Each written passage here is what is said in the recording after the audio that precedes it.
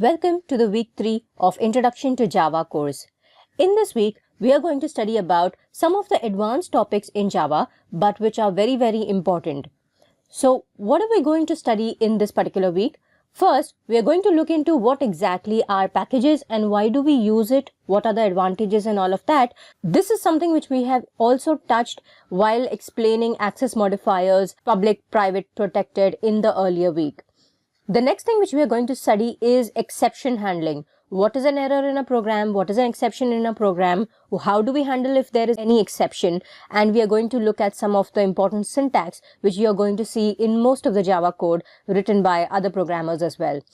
The next thing which we are going to study is file handling and input-output. So in our program, many of the times we would have to, work with different files of our server. We would also have to take inputs. We would have to give outputs. How does all these things happen? This is something which we are going to study.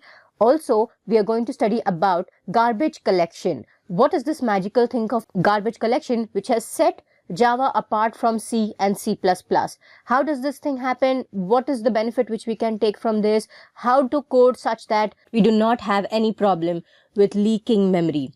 So what is the memory leak problem? All of that we are going to study.